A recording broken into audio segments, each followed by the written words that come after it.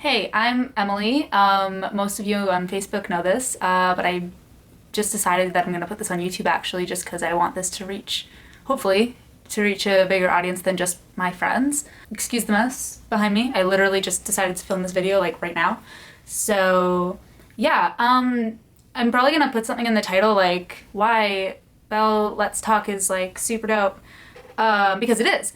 And the reason that I'm making this video is because today is Belle Let's Talk Day. As you've probably seen the hashtag all day. When I was on Facebook and Twitter today, I noticed a little bit of backlash on the whole Belle Let's Talk thing, which I guess is kind of to be expected when someone is trying to do something good. You know, obviously, like there are going to be like the haters or the people that attack it. So I'm going to tell a little story. So this is not something that very many people know about. Talking about it is kind of tough, but in light of Belle Let's Talk Day, I guess I'm gonna talk about it. So I would say that in general, I'm a pretty positive person. I like making people smile, and I like smiling myself. I moved to Toronto not this past fall, but 2 falls ago, and I was living in an on-campus residence. I had just come back last year from winter break around this time, and I was gonna start going to the gym and stuff like that.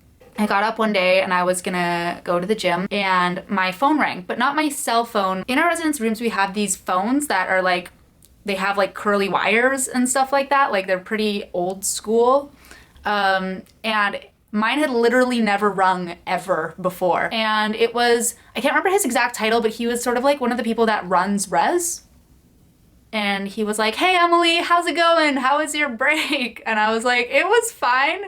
Who are you?" And he was like, "I was just wondering if you could come down to my office and talk about your safety." And I was like, sure. And I wasn't sure if this was like a checkup that like everybody was getting or something. I went down to his office and I've never met this person before. When I came in the office, there were two men there who I didn't know. When I went in, they closed the door. And then they stood up and they introduced themselves and they told me that they were undercover cops. They said, "We just want you to know that you're not in any trouble. But we do need to ask you a few questions." And they took out a piece of paper which had a photo on it. It had a photo of a man on it. And they asked me, "Do you recognize this man?" And I sort of looked at it and I said, "No, I've never seen him before, I don't think." And they took out another piece of paper. And this piece of paper had a photo on it, but it was a photo of another piece of paper. It's like really hard to wrap your head around. It was a photo of another piece of paper. And on the piece of paper, handwritten, was my name and a bunch of information about me, my phone number, my mailing and living address. And then they said, "Okay, we don't want you to be concerned, but we have reason to believe that this man who I'll show you the media release that they gave me, so that's his photo.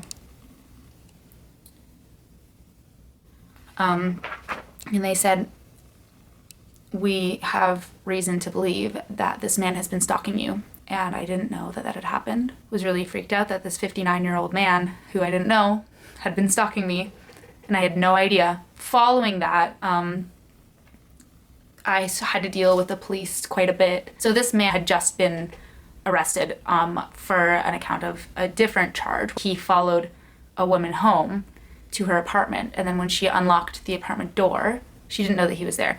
When she unlocked the apartment door, he held a knife to her and forced her into the apartment and tried to sexually assault her. And she was able to fight him off, and I don't know exactly what happened, but I guess she confined him in a room and called the police, and he was arrested. When he was arrested, the police linked him to a few other charges, one of which was an attack in a bridal shop where he walked in and held a woman with a knife to her neck, and I guess tried to assault her, and someone else came into the shop and sort of scared him off.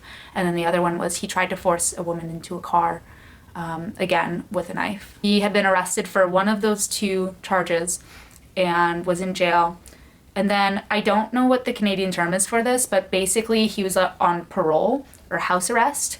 But the person who had him under house arrest, I guess, wasn't really doing their job. So I was working at the time at a restaurant and at a bar, or sort of like a lounge type bar place. And this lounge place was about 4 or 5 blocks south of where I live, or where I lived at the time. I used to work very, very late shifts.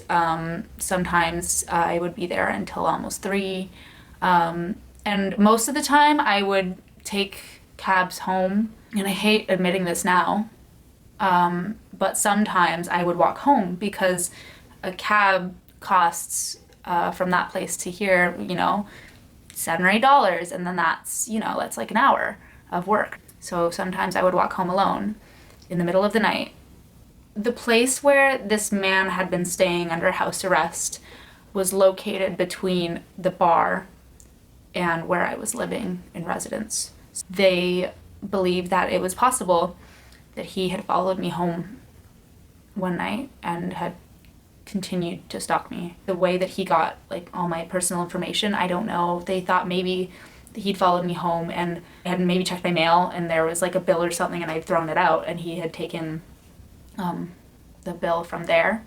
After he was arrested the second time, when he was on parole, the police were, I guess, taking apart his living quarters and they had found this piece of paper with all of my information on it and all of these other 2 or 3 girls' names and information on it. And so that's why they had come to talk to me.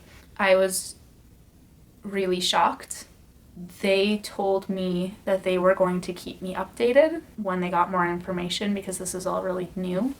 The guy that worked in the building told me that we had a lot of on-campus resources if I needed to talk to someone. So I left the room. I called my uncle who lives in Toronto and I said, "Can I come over? Because I'm really scared." I went back up to my room and I got some clothes and I passed a couple of my friends on my way and I think they could tell that something was wrong and I sort of gave them, the gist of what had happened. I went to my Uncle Annette's house and I stayed there for a little while because I was too scared to be in my residence. Even though he'd been arrested, I was just really freaked out. I didn't want to be there. I came back to my residence and I started living life again. My family all knew what had happened and 1 or 2 friends. I'm the type of person who likes going out and I like to go out to restaurants and bars with my friends. After that had happened, I became very paranoid. This person had followed me home and had stalked me without me knowing. I had no idea. I quit my jobs. I was too scared to work. I stopped going out because I was like, if I am so dumb that I'm risking my life to save $8 on a cab, then I probably shouldn't be going out. And so I stopped going out with friends and I would go to and from class and I would come back to my room and I stopped talking to my friends. I was really embarrassed about what had happened. And I kind of stopped talking to people. I had a lot of friends who would have been there for me, and I didn't know how to tell them what had happened or how I was feeling. And I was so paranoid about leaving my room that I stopped going to class. And because I wasn't seeing anyone, I think, I started to become very depressed because I was alone all the time by myself. And then I didn't really know who I was anymore because I used to be this very happy person. And now I thought I didn't have any friends anymore because people weren't talking to me because I wasn't talking to them. Little did I know they were trying to talk to me and I just wasn't seeing it. I started having anxiety attacks because of it.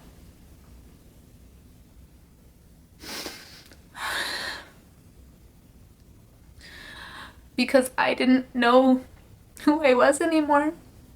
I decided to go see a counselor at my school. So I went to the office to sign up for a meeting because I was so depressed, and they said that the soonest that they could see me was in 3 weeks.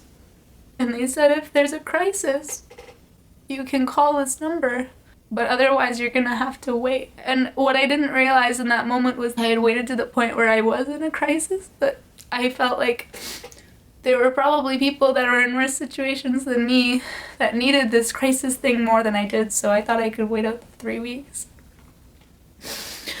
And then one night, I was sitting alone in my room.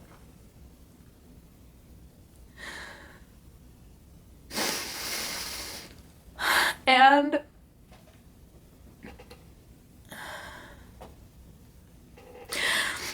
I remember I was shaking. I wanted to do things that I loved. I wanted to dance, and I wanted to go to classes and learn about stuff. And I wanted to go out with friends, and I was too scared to do any of that. And then for just like a brief moment, I just thought it might be easier if I just wasn't here. And I never thought that I would be the type of person to think about suicide.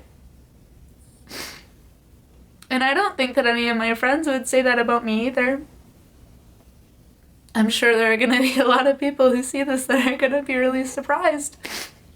And I called my mom because I was so freaked out that that thought had even crossed my mind. And I told her how I was feeling, and I said, "Mom, I don't want to live anymore." And I don't remember what she said because it's really foggy. I remember being surprised that she didn't freak out and cry, because my mom, God bless her soul, is the type of person that cries at everything. I don't remember what she said, but I remember her being really calm. And I'm sure after I hung up, she freaked out. And then after I hung up, I still wasn't feeling good. And at the time, I was like 19. You know, I wasn't a child anymore. But I didn't know who to call. And I called the kids' help phone. I finally saw a counselor at my school after 3 weeks. And we had one hour session. Then she said, "Okay, so do you think that you're good now? Or should I schedule you for another appointment in 3 weeks?" And I said, "I almost killed myself. Like, of course I need to see you again." So I was like, "Why did it take so long for you to be able to see me?" She was like, "It's because there aren't enough of us counselors here, because we don't have enough funding to provide enough counselors. We don't have enough counselors for what the demand is." And I was so shocked at how little money was going into mental health care in that moment, because I needed it so badly, and I know that there are people that needed it probably even more than I did. And I knew that they weren't receiving help because they couldn't fund for the help. So that was a year ago. I mean, there are times when I still get quite anxious, and I think that it'll probably always be like that for me now.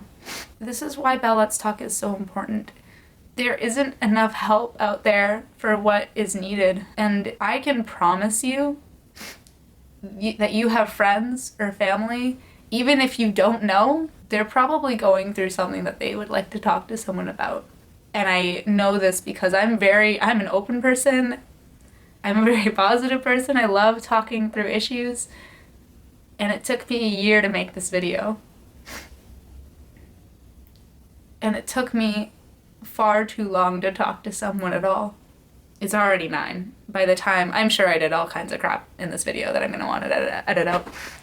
But hopefully by the time I get this video up, it's still Bell Let's Talk Day.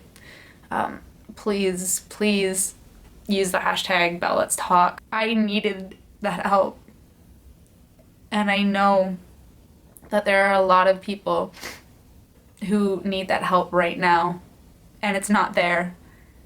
You know, it wasn't the school's fault that there wasn't the funding for counselors, and I'm not placing that blame on anyone, but that's not okay.